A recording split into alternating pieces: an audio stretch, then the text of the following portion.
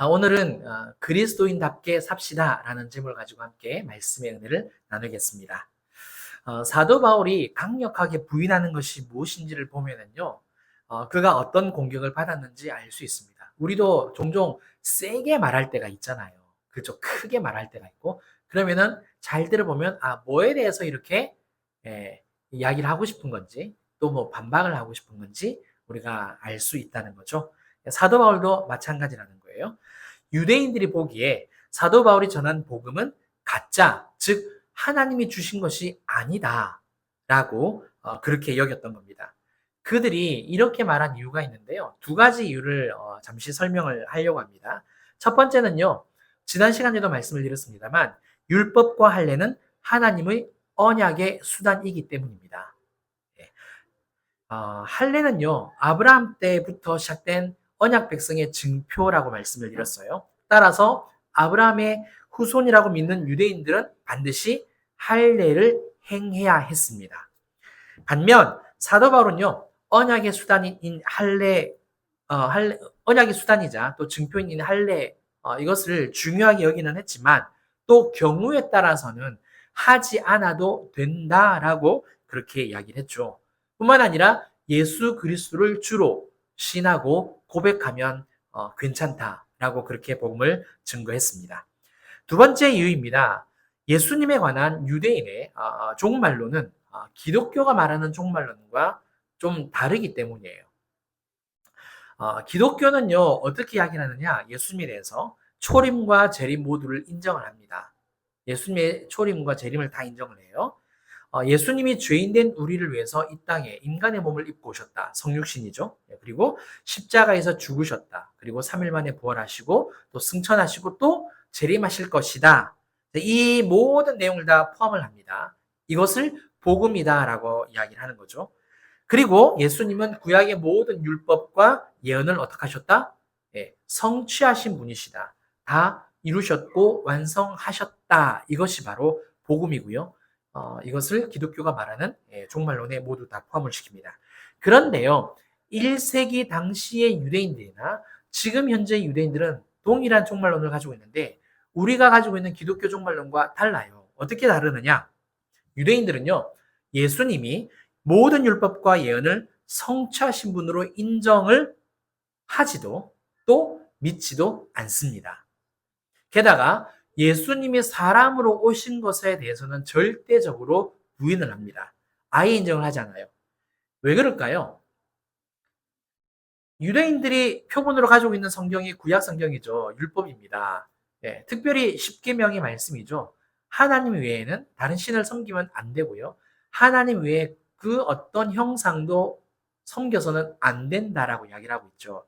자, 예수님이 이 땅에 오셨는데 누구의 몸을 입으셨다? 신의 모습이 아니고 인간의 모습입니다. 인간으로 오셨어요. 자, 유대인의 입장에 있어서 예수님이 인간으로 오셨다. 그러면 신이 어떻게 인간이 될 수 있느냐? 그렇죠? 창조주가 어떻게 피조물이 될 수 있느냐? 그렇기 때문에 예수님을 인간으로 오셨다라고 인정하고 믿으면 어떤 일이 벌어진다? 십계명을 범하게 되어지고 그 다음에 우상을 숭배하는 죄에 이르게 된다. 이렇게 가게 되어지는 거예요. 그래서 예수님이 초림한 것을 인정할 수 없다는 겁니다. 이해가 되시죠? 예. 그리고 난 다음에 이 유대인들이 말하는 그러면 예수님은 어떤 분이시냐? 메시아는 맞다. 메시아는 맞는데 마지막 때에 구름을 타고 심판자로 오시는 분이다.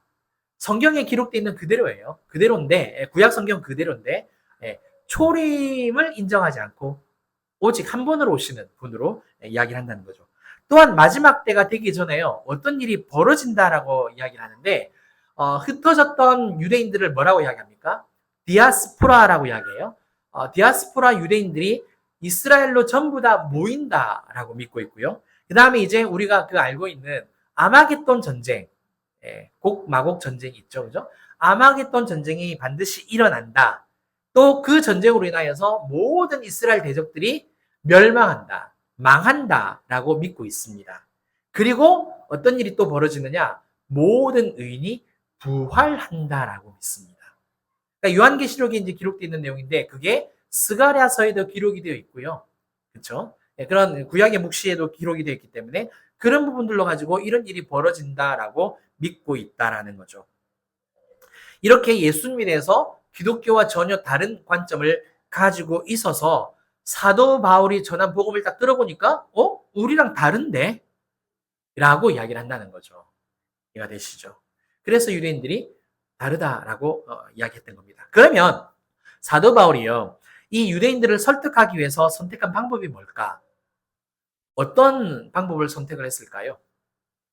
다른 건 아닙니다. 우리가 소위 말하는 전공법 그렇게 말할 수 있겠는데요. 그냥 있는 그대로 정면 돌파합니다. 그러니까 어떤 술수나 다른 것을 갖다 붙여서 설득을 하려고 하는 게 아니라 있는 그대로를 가지고 변론을 합니다. 그 말씀이 11절, 12절인데요. 우리 함께 이 말씀 읽겠습니다. 큰 소리로 시작. 형제들아, 내가 너에게 알게 하노니 내가 전한 복음은 사람의 뜻을 따라 된 것이 아니니라. 이는 내가 사람에게서 받은 것도 아니요 배운 것도 아니요 오직 예수 그리스도의 계시로 말미암은 것이라. 보시면은요. 사도 바울은 지금 뭐라 말하느냐? 자기가 전한 복음이 사람의 뜻을 따라서 전한 복음이 아니래요. 또뿐만 아니라 누군가에게 전수를 받은 적도 없고 또 누군가에게 배운 적도 없답니다. 랍비겠죠. 그죠? 랍비에게 배운 적도 없다. 오히려 뭐다? 예수 그리스도로부터 직접 받은 계시. 우리 소위 말하는 직통 계시 그런 단어 많이 들어보셨잖아요. 그렇죠? 좀 성령 운동을 많이 하시는 분들이 직통 계시라는 말을 쓰죠. 그런데 우리 보수 교단은 이 단어를 안 써요. 왜 그런지 아십니까? 계시라는 말은 말씀이라는 뜻입니다. 자연 계시, 특별 계시. 특별 계시가 성경, 말씀이거든요. 계시라는 단어는 성경으로 우리가 갖다 붙이기 때문에 성경을 통하여서 하나님이 우리에게 공식적으로 주신 말씀은 끝이 났다라고 이렇게 믿고 있습니다.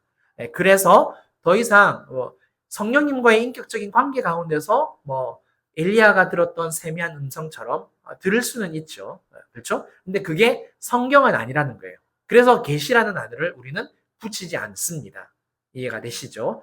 아무튼 간에 사도 바울은 성경을 이제 직접 기록한 사람이잖아요. 성경의 감동을 따라서. 그래서 예수 그리스도로부터 직접 계시를 받았다라고 자기가 자기 입으로 이야기를 하는 겁니다. 아셨죠? 한번 생각을 해보세요. 원래 복음은요, 말 그대로 기쁜 소식입니다. 그러니까 기쁜 소식이기 때문에 누군가로부터 전수 받을 수도 있는 거잖아요. 또 랍비로부터 스승으로부터 배울 수 있는 게 복음입니다. 지혜이기도 하고 소식이기도 하니까요. 그런데 여기서 사도 바울이 지금 말하고자 하는 의도는 뭐냐? 내가 이전에 전했던 복음은 하나님이 주신 것이다. 즉 복음의 기원에 대해서 이야기를 하고 있다는 겁니다. 참 복음이기 때문에 사람의 복음이 될 수 없다. 사람이 기원이 될 수 없다라는 것을 지금 짚고 넘어간다는 거죠. 사도 바울이 이렇게 말하는 이유가 있습니다. 왜냐? 본인이 사도이기 때문에요. 무슨 말이냐면 자기가 전한 복음이 곧 자신의 직분과 자신의 믿음의 정체성을 나타내고 보여주기 때문에 그렇습니다. 내가 하나님으로부터 받아서 예수님으로부터 받아서 전한 복음이기 때문에 내가 진짜 사도라고 이야기를 하는 거고요. 내가 정말 하나님을 믿는 사람이다라고 복음을 통해서 말씀을 통해서 확인을 해봐라 이 뜻입니다. 아시죠? 우리가 세상에서요 하나님의 자녀로 살아갈 때 알게 모르게 참 많은 공격을 받습니다. 참 많은 공격을 받아요. 무슨 말이냐면 우리에게 직접적으로 교인이냐고 묻는 사람, 따지는 사람들도 있습니다. 그런데요, 그 가운데서는 우리의 삶을 통하여서 드러나는 모습을 통하여서 말은 하지 않는데 속으로 가짜 아니야? 이렇게 생각하는 사람들도 분명히 있다는 거죠. 우리한테 표현을 안 해서 그렇지. 그러니까 우리가 삶 속에서 사람들과의 관계를 맺잖아요. 그 관계를 맺는 가운데 말은 안 하지만 야, 저렇게 믿을 거면 나도 믿겠다. 그런다든가. 예. 아니 안 믿는 사람하고 별반 다를 게 없네. 똑같네. 그런 생각을 가진 분들이 굉장히 많다는 거고 그런 것으로 우리가 많은 공격을 받는다는 거죠. 지난주 금요일 오전에요. 제가 그 충무공동에서 하는 영어 교실 수업을 이제 하고 있는데 그 마치고 이제 교회로 돌아오려고 했어요. 근데 갑작스럽게 함께 수업을 듣던 그 여자 한 분이 제게 궁금한 것이 있다고 좀 물어봐도 되냐고. 지난주 금요일에 굉장히 더웠어요. 네, 자리도 없고 그 바깥에 그냥 벤치 앉았거든요. 죽을 뻔했어요. 근데 질문도 얼마나 많았는지. 예.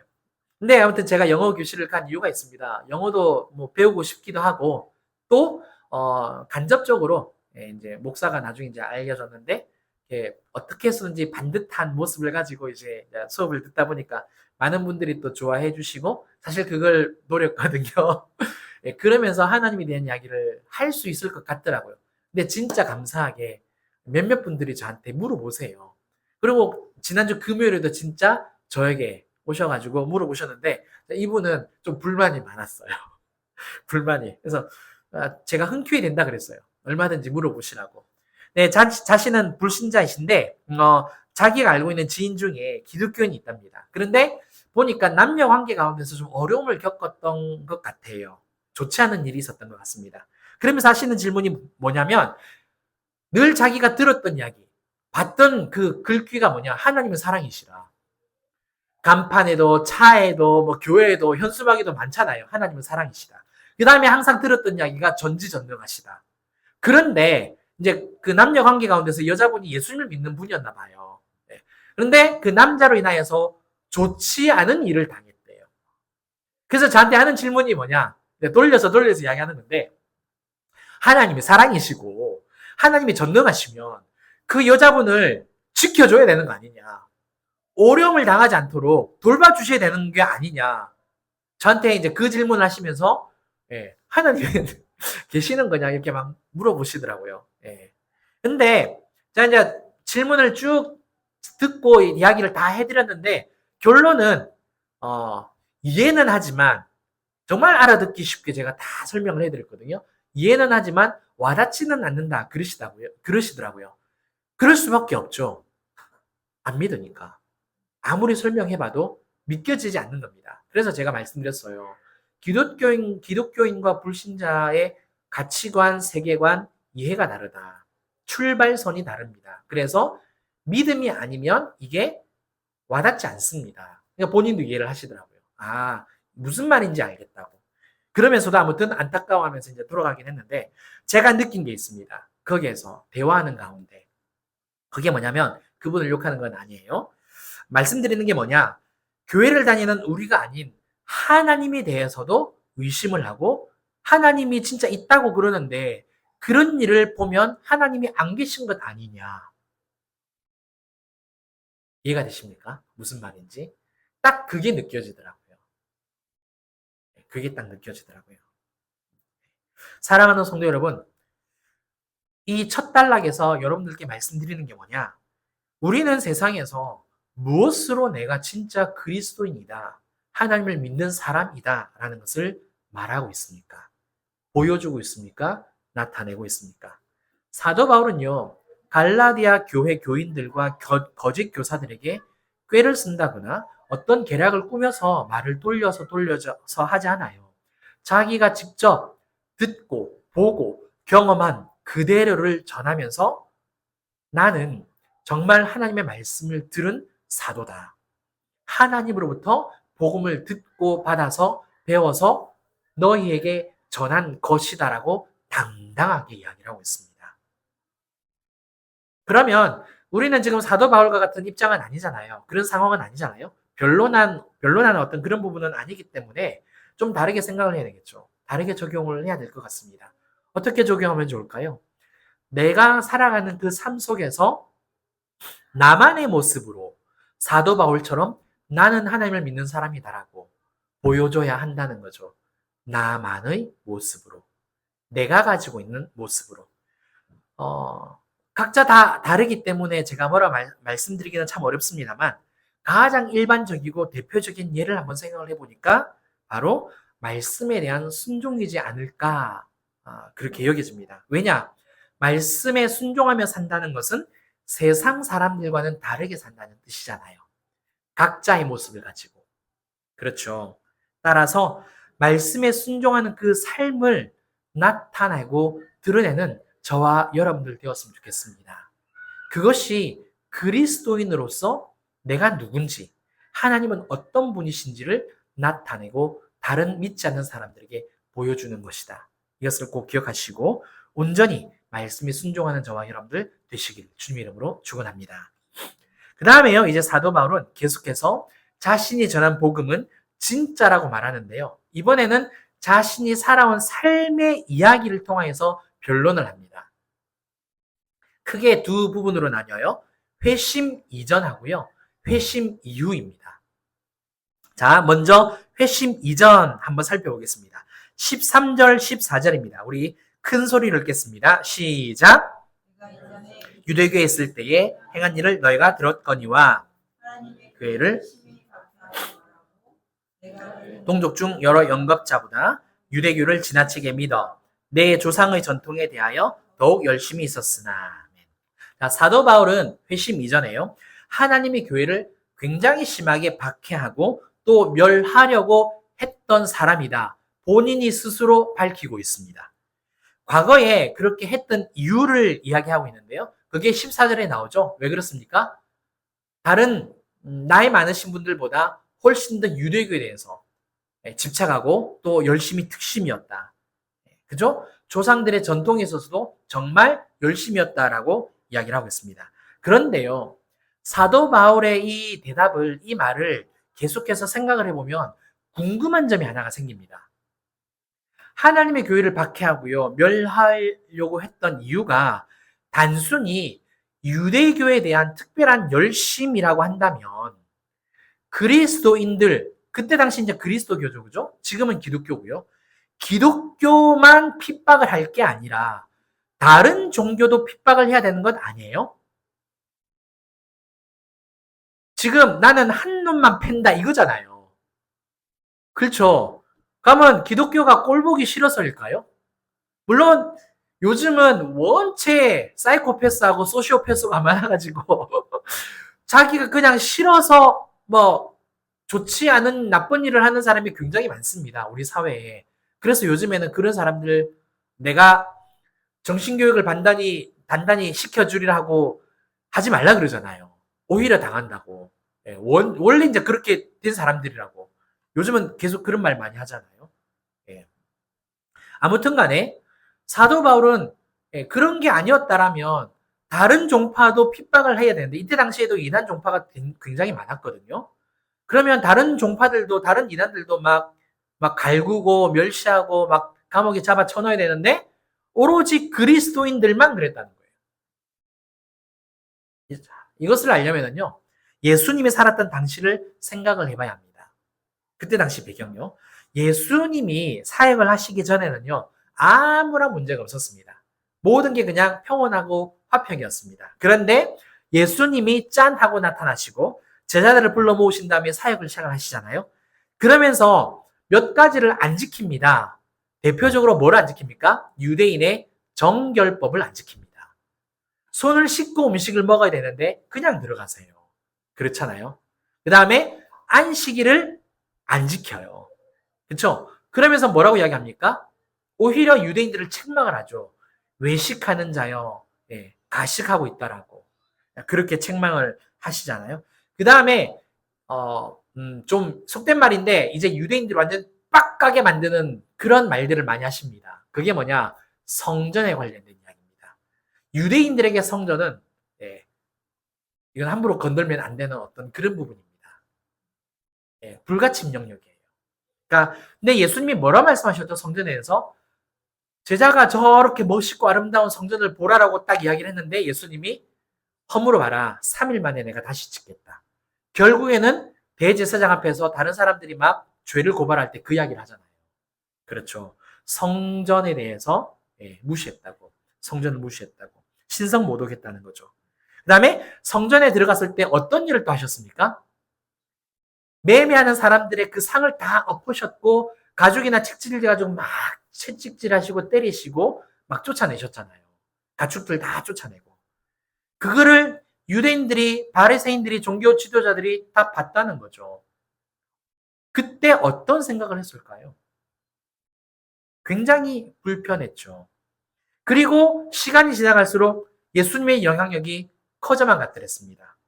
그러니까 결국에는 신성모독으로 십자가에 달려 죽게 한 장본인이 유대인들인 거죠. 그렇죠. 그러니까 예수님 때문에 그리스도인에 대한 부정적인 인식이 그때부터 강해진 겁니다. 예수님을 십자가에 달려 죽이기는 했지만 그래도 그 부정적인 인식이 사라지지 않았던 거죠. 또 뿐만 아니라 제자들이 이제 사도가 되어서 예수님이 부활하셨다 그러니까 미칠 노릇이죠. 분명히 우리가 죽였는데 이제 제자들이 그러고 사니까. 또 한 가지 있습니다. 율법과 유대교의 정체성을 훼손했다라는 겁니다. 구약의 율법만을 가지고 계속해서 이야기를 하고 있는데 예수님이 살아나셨고 예수님의 그 새로운 가르침을 계속해서 전하면서 그 예수님을 믿으라라고 이야기를 하니까 유대인들은 정말 돌아가실라 그러는 거죠. 우리 표현으로. 그렇죠. 그때 사도 바울이 정점에 있었다라는 거예요. 회심 전에는. 자, 여기서 또 한 가지 알아봐야 할 이야기가 있습니다. 유대교가요, 그리스도를 박해하고 하나님의 교회를 멸하는 것은요, 유대인들에게 대단히 의로운 일이었습니다. 정말 의인 중에 의인이다라는 칭찬을 받을 만한 일이었어요. 왜 그러느냐? 민수기 25장 11절부터 13절 말씀을 보시면 비느하스 이야기가 나오거든요. 제가 쭉 읽어드릴 테니까 눈으로 따라오세요. 한번 보시고요. 제사장 아론의 손자 엘르아살의 아들 비느하스가 내 질투심으로 질투하여 이스라엘 자손 중에서 내 노를 돌이켜서 내 질투심으로 그들을 소멸하지 않게 하였도다. 그러므로 말하라. 내가 그에게 내 평화의 언약을 주리니 그와 그의 후손에게 영원한 제사장 직분의 언약이라. 그가 그의 하나님을 위하여 질투하여 이스라엘 자손을 속죄하였음이니라. 자, 이 말씀을 주신 사건이 있습니다. 뭡니까? 바알 부올 사건입니다. 뭐냐면 이스라엘 백성들이 그 모압 땅에서요, 미디안 여인, 이방 여인들과 결혼을 하죠. 여인들을 데리고 옵니다. 이것을 보고 하나님이 진노가 임하죠. 그래서 이스라엘 백성들이 죽어나가죠. 이때 비느하스가 어떡합니까? 한 지도자가 그 미디안 여인을 데리고 장막 안으로 들어가죠. 자기의 창을 들고 쫓아 들어가서 찔러서 같이 그냥 꼬챙이로 만들어버리죠. 그죠? 근데 이것을 가지고 하나님이 잘못했다라고 왜 끔찍한 일을 행했느냐라고 하지 않고 뭐라고 말씀하셨다고요? 너와 너의 후손의 영원한 제사장의 직분을 내가 약속하겠다라고 축복을 내리십니다. 축복력. 왜? 하나님이 질투했다라고. 근데 하나님이 질투한 그 질투를 비느하스가 똑같이 느껴서 나를 대신하여 해줬다는 거죠. 그래서 유대인들에게 이 비느하스의 사건은요, 이 말씀은요, 하나님을 가장 잘 섬기는 예로 삼습니다. 믿으려면 이렇게 믿어라. 그래서 유대인들을 핍박하는 게 옳았습니다. 죽이고 감옥에 쳐넣고 핍박하고 박해하는 게. 그래서 사도 바울이 회심 전에는 사울이죠. 그렇게 열심히 했던 거예요. 왜? 내가 의로운 일을 행하고 있다고. 사도 바울이 회심 이전에 자기 이야기를 하는 것은 바로 이거예요. 지금 갈라디아서에서 이 말씀을 기록한 게 그겁니다. 자신의 수치잖아요, 사실. 그런데 이것을 기록해 놓은 이유가 뭐냐? 내가 그 중심에 있었고 내가 누구보다 너의 입장을 더 잘 안다는 이야기입니다. 이해가 되시죠? 그때 그 상황에 내가 가장 특별했지 않느냐. 내가 다 안다. 너의 마음과 생각과 너의 그 모든 그런 부분들을. 그런데 내가 지금은 바뀌었다는 거예요. 180도로 완전히 변화됐다는 겁니다. 옛날엔 유대교의 신봉자였지만 지금은 안 그렇다는 거죠. 그리고 다메섹 회심 이후의 사건을 이제 이야기를 하는 겁니다. 15절부터 16절 상반절 함께 읽겠습니다. 시작. 그러나 내 어머니의 태로부터 나를 택정하시고 그의 은혜로 나를 부르시니가 그의 아들을 이방에 전하기 위하여 그를 내 속에 나타내시기를 기뻐하셨을 때에. 아멘. 사도 바울은요, 하나님께서 자기에게 은혜를 베푸셔서 예수 그리스도를 나타내어 주셨다라고 말씀하고 있습니다. 다시 말해서 자기가 이렇게 회심을 하게 되고 변화된 이유가 뭐냐? 내 의지가 아니라 하나님께서 내게 은혜를 베풀어 주셔서 나로 하여금 믿게 하셨다는 거죠. 그리고 자기에게 특별한 사명을 주셨는데 그 사명이 뭐다? 그의 아들을 이방에 전하게 한다. 즉 하나님의 아들을 유대인들과 또 믿지 않는 이방인들에게 전하는 사명을 주셨다. 외국에 나가서 전해라. 그렇게 말씀을 하셨다는 거예요. 그러면 사도 바울이 하는 이 말의 의미는 뭘까요? 바울이 옛날 바리새인이었을 때 예수는 하나님이 버린 죄인, 그 다음에 사람이 나무 십자가에 달린다라는 것은 어떤 뜻을 가지고 있습니까? 신명기에서 저주받은 자. 그러니까 유대인들은 분명히 내가 하나님의 아들이다라고 외쳤던 그 예수가 십자가에 달려 죽었단 말이에요. 그러면 유대인들의 생각에 그 예수는 어떤 사람입니까? 저주받은 자예요. 저주받은 자. 그런데 사도 바울도 자기가 회심 전에는 그렇게 믿었다는 겁니다. 저주받은 사람이 예수 아니었냐고. 그런데 다메섹 도상에서 하나님이 자기를 만나주시고 내가 예수님이 하나님의 아들이라는 것을 깨닫고 보니까 내가 틀렸구나. 이전에 내 믿음이, 내 열심이 잘못되었구나 깨달았다는 것을 이제 이야기를 하는 겁니다. 그러니까 이거예요. 예수님에 대한 해석이 달라지니까 내 생각, 내 마음, 내 가치관, 세계관, 내 삶의 어떤 행동이나 태도가 인생이 달라졌다는 겁니다. 그리고 예수님으로부터 직접 계시를 주셨기 때문에 이제 그 다음 말씀을 보시면 16절 하반절, 17절 말씀을 보시면 PPT는 준비를 안 했습니다. 어떤 내용이 나옵니까? 더 이상 사람들과 의논할 이유가 없어졌다는 거죠. 왜? 그냥 하나님으로부터, 예수님으로부터 직접 다 배우고 보고 들으니까. 그래서 사도들을 만나지 않고 어떻게 한다? 아라비아로 갔다가 뭐 했는지도 몰라요. 많은 학자들이 추측을 하기는 하지만 뭐 기도했다, 가서 선교했다, 뭐 그런데 아무튼 자료가 없기 때문에 뭘 했는지 모르지만 아무튼 아라비아에 있다가 다시 예수님을 만났던 그 자리, 다메섹으로 돌아왔다는 거죠. 그래서 오늘 본문에 뭐라고요? 내가 사람으로부터 받은 것도 아니고 배운 것도 아니다라고 이렇게 이야기를 하고 있는 겁니다. 그 거짓 교사들이 다른 사람에게 배웠다. 그래서 다른 복음이다라고 계속해서 사도 바울을 비난하고 험담했으니까요. 자, 여기에서 우리가 마지막 적용점을 찾아보고요. 말씀을 마쳐보도록 하겠습니다. 우리는요, 이상하게도 은혜를 간접적으로 받으려고 합니다. 모두가 다 그런 건 아니지만 우리 안에 신앙생활 하다 보면 그런 부분이 없지 않아 있습니다. 꼭 대리기사가 나를 대신해서 내 집 앞으로 운전을 해주는 것처럼 누군가가 나를 대신해서 은혜를 받고 나에게 그 은혜를 전달해주는, 직접적으로 내가 받는 게 아니라 간접적으로 받으려고 하는 그런 부분이 없지 않아 있다는 거죠. 두 가지 예를 한번 들어볼게요. 종종 우리는요, 간증을 통해서 은혜 받는 것을 참 좋아합니다. 물론 저도 이제 뭐 새롭게 하소서나 또 다른 간증을 듣고 은혜를 받긴 하지만 중요한 것은 자꾸 그걸로만 내가 은혜를 받으려고 한다면 안 된다라는 이야기예요. 뭘 말씀드리고 싶느냐? 하나님은 나에게 직접적으로 은혜를 주시기를 원하십니다. 다시 말해서 예수님은 나를 직접적으로 만나기를 원하세요.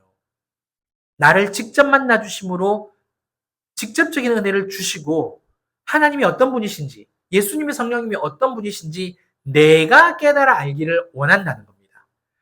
물론 충분히 간증을 통해서도 하나님이 저런 분이시구나. 우리가 은혜를 받죠. 그런데 그분의 인생인 거고요. 그분이 받은 은혜예요. 내 건 아니라는 거예요. 보고 듣고 배우고 깨달을 수는 있지만 내가 직접 경험한 은혜는 아니라는 겁니다. 사도 바울이 예수님을 만남으로 말미암아 예수님에 대한 해석이 달라진 거 아니에요?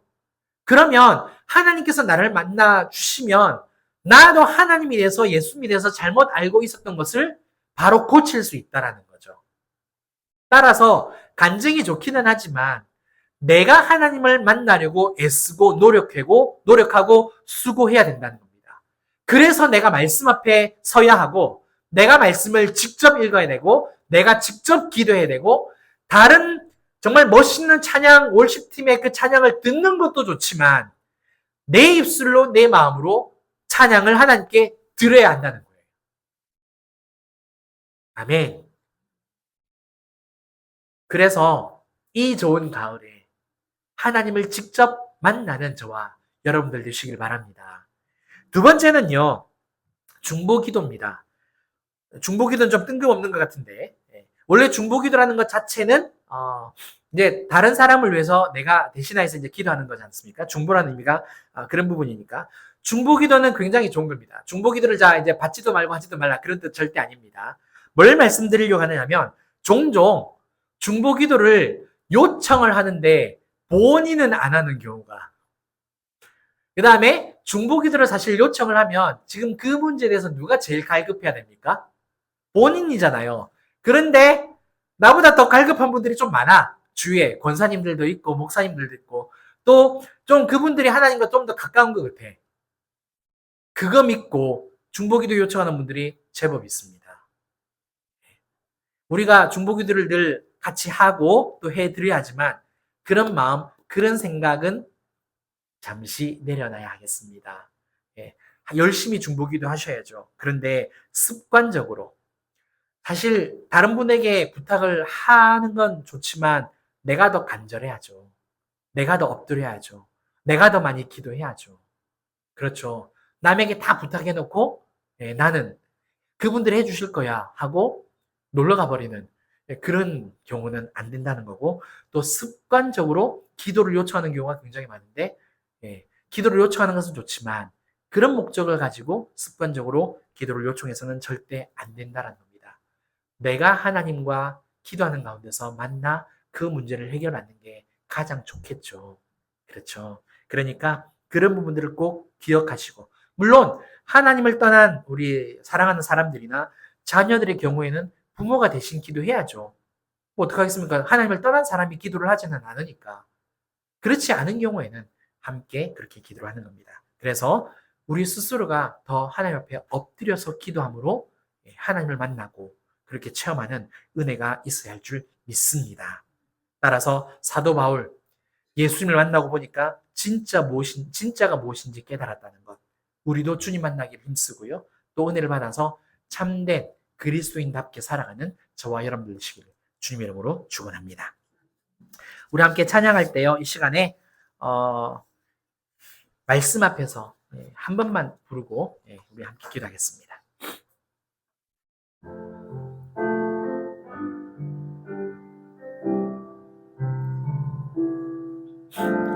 말씀 앞에서 경외함으로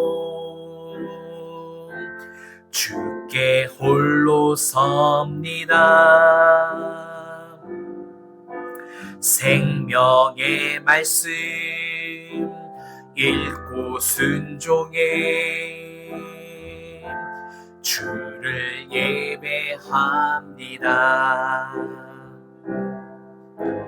기록된 말씀 힘이 있어서 진리로 우릴 거룩해 하며 거룩한 말씀 세세 영원히 복음이 되어 말씀하시네.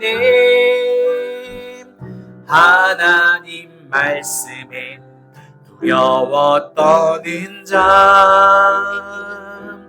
그 말씀에 생명을 거는 자, 한 사람 찾으시는 주님의 약속을 믿어.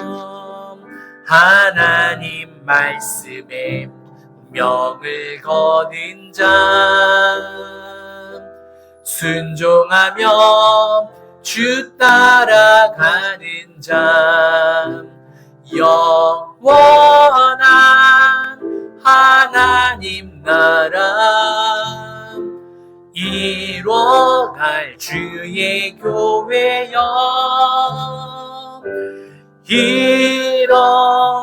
일어나라. 아멘. 우리 함께 기도하는 시간 가지겠습니다.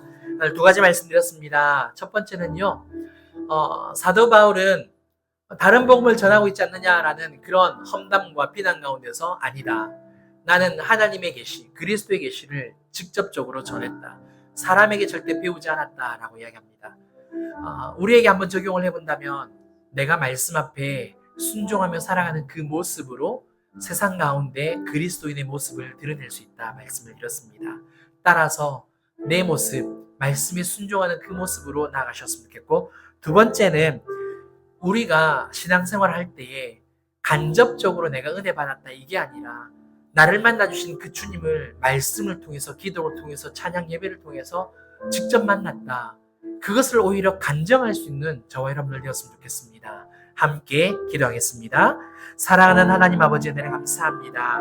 사도 바울이 아버지 자신의 전한 그 복음에 대한 기원, 아버지 자신이 누군지, 아버지 하나님 정말 부끄러운 과거까지 밝혀가면서 내가 변했다라고 아버지 그렇게 힘있게 당당하게 전하고 있습니다. 그 중심에는 자기의 어떤 지혜, 능력이 아니라 하나님께서 은혜 가운데 나를 만나주셨다. 나에게 은혜를 베풀어 주셨다. 정말 하나님께서 나에게 말씀을 주셨고 기도하는 가운데 은혜를 베풀어 주셨다. 이것을 가지고 아버지 갈라디아 교인들에게, 그리고 거짓 교사들에게 당당하게 확신 있게 하나님 아버지 그렇게 전하고 있습니다. 아버지 우리도 세상 가운데서 말씀에 순종하는 이 모습이 가장 그리스도인다운 모습인 줄 믿습니다. 진짜 우리의 모습을 아버지 하나님 말씀을 통해서 보여줄 수 있도록 역사하여 주시옵소서. 거룩하신 하나님 아버지, 우리가 은혜를 간접적으로 받지 않기를 간절히 원합니다. 사도 바울은 내가 옛날에는 그랬지만 예수님 때문에 내가 180도로 이렇게 바뀌었다. 아버지 하나님 이렇게 당당하게 고백하는 것처럼 내 삶이 말씀을 통하여, 예수님을 통하여 아버지 변화되었다라고 그렇게 고백하고, 내 주변에 있는 사람들이 하나님 아버지 뭔가가 달라져도 달라졌다라고 말할 수 있는 그러한 이야기를 들을 수 있는 하나님, 저와 우리 성도님들 되기 원합니다. 그러한 이야기를 우리 자녀로부터 들을 수 있게 하여 주시고, 내 남편과 내 아내로부터 들을 수 있게 하여 주시고, 우리 부모님들로부터 뭔가 바뀌었다라고 아버지 하나님 그렇게 이야기 들을 수 있는 저와 우리 성도님들 되어서 정말 하나님께 영광 올려드리는 그리스도인으로 살게 하여 주시옵소서. 아멘. 감사합니다. 아멘. 사랑과 내가 풍성하신 하나님 아버지 감사를 드립니다. 우리가 신앙생활을 하다 보면 때로는 원하지 않게 타성에 젖을 때가 있고, 나도 원하지 않았지만 세상 사람들과 똑같은 그 모습으로 그렇게 똑같이 말하고 똑같이 생각하는 그런 부분들이 없지 않아 있었음을 고백합니다. 아버지 하나님, 사도 바울은 정말 갈라디아 교인들 앞에서, 거짓 교사들 앞에서 나는 예수 때문에 바뀌었다고, 나는 예수님 때문에 더 이상 그렇게 살지 않는다라고, 그렇게 말씀을 전하지 않는다라고 고백합니다. 사도 바울이 그렇게 당당한 것처럼 우리도 말씀에 순종하며 정말 하나님을 친히 만나 주시는 그 은혜로 변화된 삶을 살 수 있도록, 진짜 그리스도인답게 살 수 있도록 도와주시옵소서.